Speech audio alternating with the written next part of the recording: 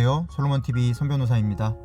여러분 잘 아시는 것처럼 제가 성형부작용의 의료소송이나 또 합의를 수행하거나 또 경찰 조사에 가는 것처럼 그런 식으로 여러분들이 잘 아시는 변호사로서의 역할을 수행하기도 하지만, 이런 어떤 전문 분야에서의 소송을 하다 보니까 당연히 공부도 많이 합니다. 그래서 어떤 통계라든가 학술 연구 또 논문을 찾아보기도 하고, 또 대한변협에서 주최하는 의료 세미나나 또는 그런 학회에 참여해서 공부도 많이 하곤 하는데요.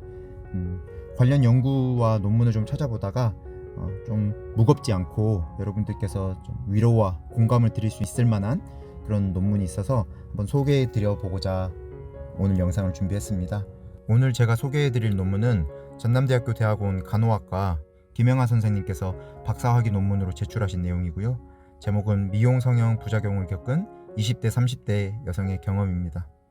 그래서 본 연구는 그 성형 부작용 환자분들께서 그 경험을 파악하기 위한 질적 연구로 이루어졌고, 또 실제로 여성분들을 만나서 자료 수집을 한 것으로 파악됩니다. 그래서 이 내용에 보면 연구의 필요성은 우리 사회의 구성원들이, 또 우리 사회가 전체적으로 어떤 신체적 아름다움이 개인의 능력에 영향을 미치고 또 높은 사회적 지위와 삶의 만족도에 영향을 끼친다라고 믿는 경향이 있다, 이런 부분으로 서론이 시작되는데요. 어느 정도는 타당하신 말씀인 것 같고, 그래서 이 논문을 통해 가지고 어떤 간호학 논문이니까요, 이런 의료 연구 또는 치료 이런 부분에 대한 연구를 좀 하신 것 같습니다. 1주제는 새로운 나를 찾기 위해 미용 성형을 선택함, 또 2주제는 이제 부작용을 겪은 이후로 의도하지 않은 나와 맞닥뜨림, 3주제는 변화된 나를 받아들이고자 함, 4주제는 극복하기 위해 노력함, 5주제는 보지 못했던 세상을 알게 됨, 6주제는 새로운 삶의 방식을 추구함, 이렇게 구성되어 있습니다. 그래서 이런 더 이상 미용 성형 수술을 추구하지 않는다든가, 또는 부작용에 대한 아픈 기억을 극복하고자 한다, 이런 내용들로 구성이 되어 있어서 어떤 면에서는 위로를 드리고, 또 많은 성형 부작용 환자분들께서 이 논문을 읽고 나셔서 공감을 얻으실 수 있을 거라고 생각이 듭니다.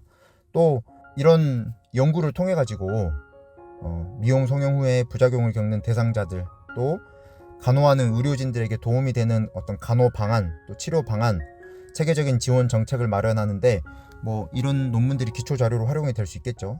또 어떤 이런 성형 문화가 막 무분별하게 확대되는 이런 부분, 이런 사회에도 경종을 울릴 수 있는 그런 부분이 있을 거라고 생각됩니다. 그래서 논문을 소개해 드리면서 오늘 영상을 이렇게 준비해 보도록 하겠습니다. 감사합니다. 미용 성형 수술 부작용을 겪은 20에서 30대 여성은 궁극적으로 새로운 나를 찾기 위해 미용 성형 수술을 선택하게 되는데, 구체적으로 콤플렉스를 극복하기 위해서 또는 더 나은 외모를 위해서 계획을 세우고 미용 성형 수술을 선택하게 된다. 한편 어머니나 친구의 권유를 받아 보다 우연히 미용 성형을 선택하기도 한다. 계획된 선택 중 잡지나 책, 주변의 성형 수술 사례들을 보고 자발적으로 선택하게 된 경우와 우연한 선택 중 어머니의 손에 이끌려 성형외과에 간 경우는 주로 가족의 지원을 받아 미용 성형을 선택하게 되었는데, 자력으로 비용을 마련한 경우와 대비하여 좀 더 이른 시기에 미용 성형 수술을 받았으며 상대적으로 미용 성형 전 사전학습이 부족하다.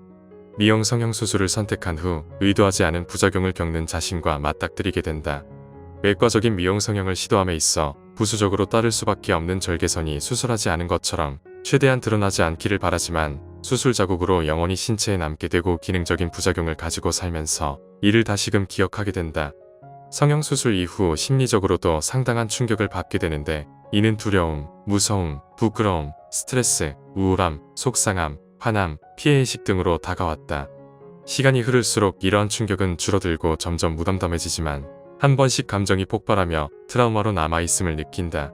가족, 학교, 병원, 사회 영역에서 순간순간 갈등에 부딪히게 되는데, 구체적으로는 수술을 권유한 가족과의 갈등, 가족원끼리의 갈등, 학교에서 친구들과 선생님의 오해, 수술을 집도한 의사에 대한 불신 및 마찰, 의료진 간의 불신 등을 느끼고 주변 사람들이 건네는 농담이나 쉬운 말에 상처받는다. 시간이 흐름에 따라 미용 성형 수술로 인한 부작용에 적응해 나가면서 변화된 자신을 받아들이며 살아간다. 수술 직후에 선명하던 수술의 흔적이 줄어듦을 느끼지만 눈에 띄게 커진 수술 부위가 더 자연스럽게 되었으면 한다. 시간이 더 흐르면 나아질 것이란 기대를 가지며 기다리지만 더 이상 변하지 않는 모습에 기대를 포기한다. 또한 미용 성형 수술을 한 자신의 선택이 때로는 후회되지만 때로는 후회되지 않는 양가 감정을 가진다. 미용 성형 수술을 경험하고 부작용을 겪었지만 현실 속의 삶을 바쁘게 살아가다 보면 성형과 관련된 기억이 어느새 잊히게 된다. 또한 상황에 맞춰 현실 속의 나의 모습을 괜찮다며 부작용과 관련된 기억과 그 흔적들을 잊으려 애쓰며 살아간다. 그리고 미용 성형 수술 부작용과 관련된 슬픈 경험을 극복하기 위해 노력한다. 심각한 부작용을 겪은 사람과 비교하며 스스로를 위로하고 미용 성형 이외의 방법으로 부작용을 보완하기 위해 노력하며 다른 신체 부위에 미용 성형을 하여 수술 부위와의 균형을 맞추고자 한다. 재수술을 충분히 고민하다 결국에는 선택하지 않거나 희망을 품고 재수술을 선택하기도 하는데 재수술이 성공하기도 하고 변화가 없기도 한다. 하지만 참여자 대부분은 보톡스 주사 같은 미용 성형 시술에 대한 가능성은 열어두었다. 한편 부작용 경험을 통해 스스로 성찰하고 그 의미를 발견해 나가며 보지 못했던 세상을 알게 된다.